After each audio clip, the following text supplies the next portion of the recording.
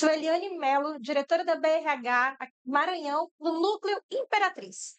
E hoje estou aqui participando do 15º Colmar, num momento muito especial, falando com uma das pessoas que vai fazer esse evento de hoje mudar completamente o ritmo dele, vai falar muito sobre autenticidade, sobre quem nós somos, mas sem muito spoiler. Eu vou jogar a bola para ela agora e vou dividir com vocês a Cris Paz. Seja muito bem-vinda ao nosso podcast, Cris. É um prazer te receber aqui no Maranhão. Todo Espero meu, que esteja Eliane. gostando do nosso clima quente. Adoro, adoro.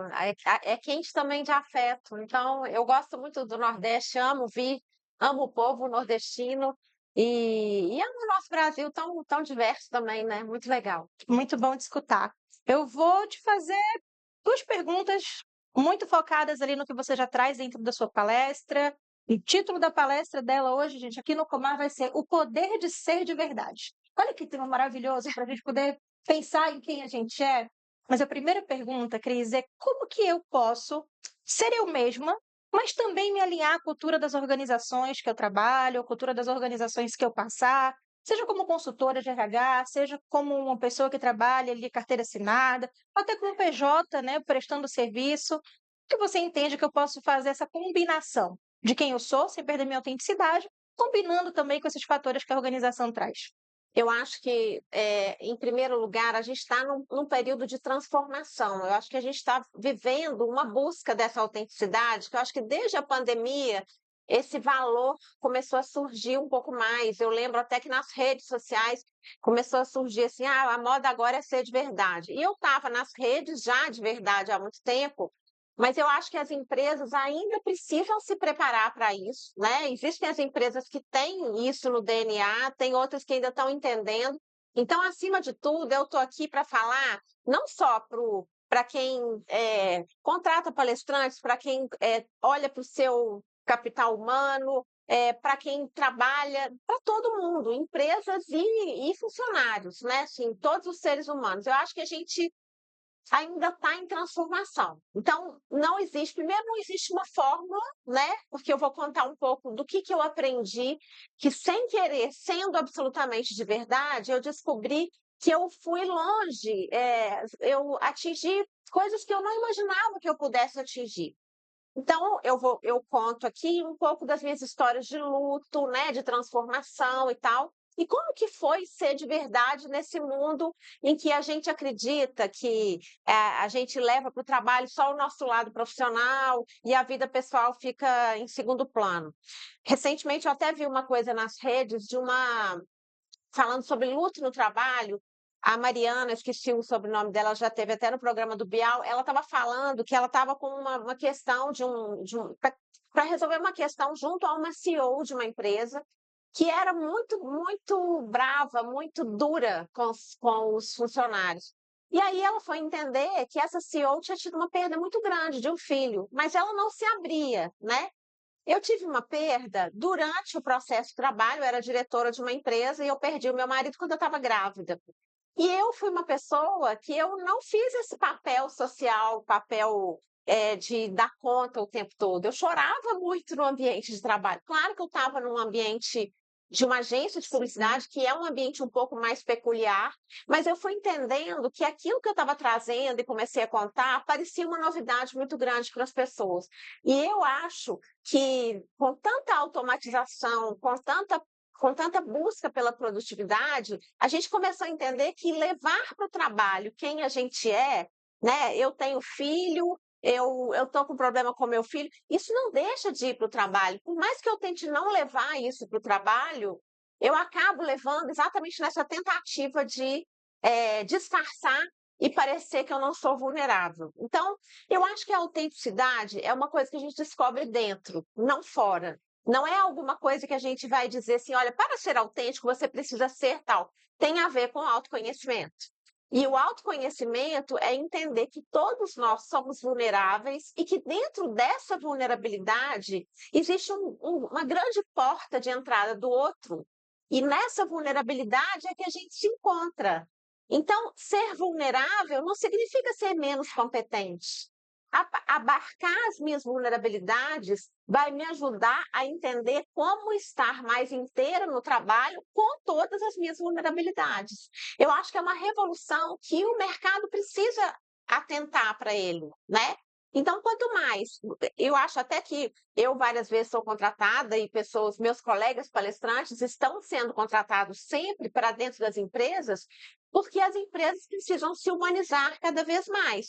A gente tem os funcionários trabalhando cada vez mais tempo dentro das empresas, dando muito das suas vidas nas empresas, e é claro que a vida pessoal deles vai influenciar no trabalho, assim como o trabalho vai influenciar na vida pessoal. E esse fluxo, ele tem que correr com um pouquinho mais de, claro que respeitados os limites, mas ele tem que correr com um pouco mais de fluidez, porque é claro que aquela pessoa que eu sou no trabalho volta para casa cansada, mas feliz se eu fiz alguma coisa boa no trabalho. E aquela pessoa que vai para o trabalho vai feliz se eu estou feliz em casa, né?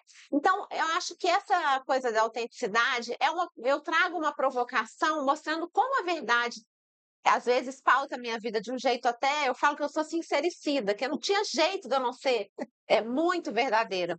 E isso que às vezes incomoda tanto, talvez seja o que mais limpou o meu caminho, a minha transparência de sem sair da publicidade, virar palestrante, sem nem ter planejado, porque eu sou tão fiel à pessoa que eu sou tão irremediavelmente eu mesma, que isso faz com que eu esteja mais inteira no trabalho e confie que tudo que eu vivo vai servir para o meu trabalho. Tudo que eu vivo, eu trago para as minhas palestras. E aí o que acontece é que eu acabo virando um espelho ali no palco, porque eu trago coisas tão minhas que às vezes as pessoas não falam e que eu vou lá e confesso, a pessoa se identifica, né? E a gente precisa fazer isso mais. A gente precisa trazer mais a nossa humanidade para o trabalho, que às vezes são as nossas dificuldades, os nossos medos, porque não é isso que faz a gente ser competente ou não. É muito mais. Quando a gente fica usando uma capa o tempo todo, é muito mais difícil trabalhar. Trabalhar com uma armadura é muito mais chato, muito mais cansativo. Com certeza, Né? pesa. O ambiente de trabalho pode ser divertido, pode ser humano, pode ser triste quando tiver que ser. Né? Eu não me esqueço. Eu fui numa reunião uma semana depois que meu marido tinha morrido, eu com a barriga desse tamanho.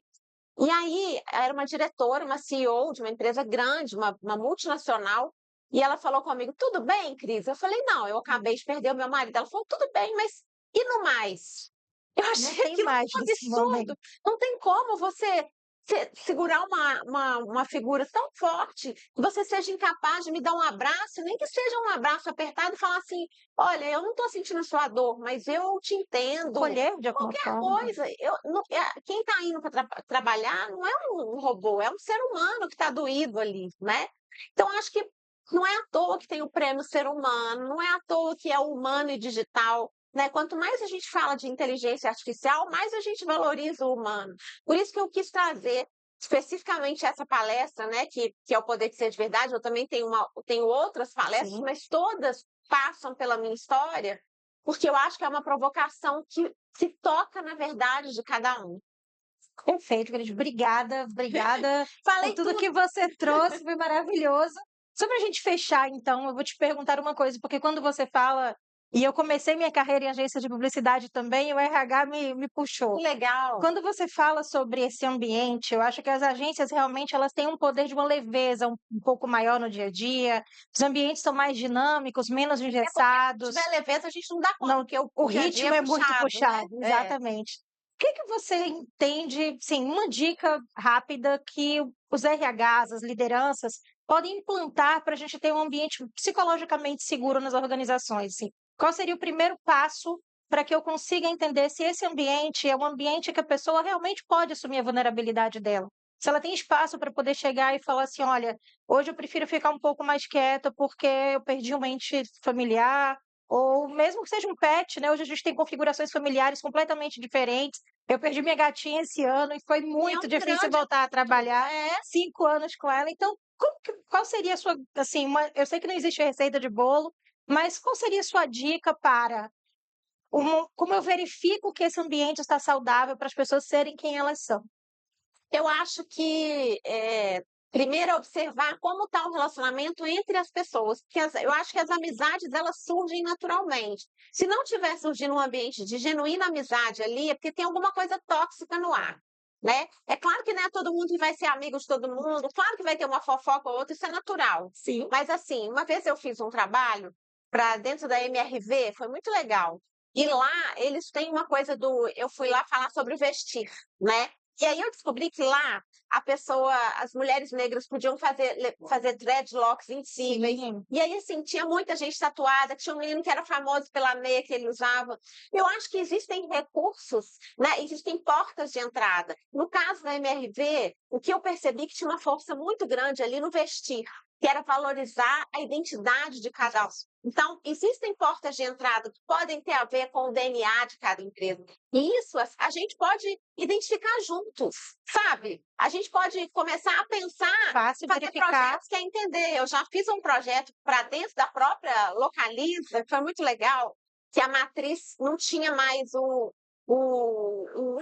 eles não tinham uniforme, mas eles eram obrigados a usar salto, não podiam usar tênis, Tinha um não dress code podia, básico podia ali. usar barba. E aí eles liberaram isso e a gente fez um novo manual. E aí esse manual ele tinha algumas questões mais de bom senso. Então a gente fez várias palestras e foi maravilhoso, porque eles puderam trocar o jeito de vestir. Então, às vezes é um jeito de vestir, às vezes é um espaço para falar sobre o luto que seja toda Uma roda de semana. conversa que Eu acho seja. que tem tanta coisa para fazer que seja no dia a dia, mas tem que ser alguma coisa genuína, que partir de dentro. Que eu acho que muita empresa acaba fazendo isso só como um greenwashing, alguma coisa que é só para mostrar, né? Que não seja marketing, que seja de fato genuíno. Acho que assim o céu é o limite, basta de fato querer. Porque quando você conquista as pessoas e você dá um ambiente para elas serem elas mesmas, elas vão trabalhar melhor, né? E isso vai ser lucrativo para todo mundo.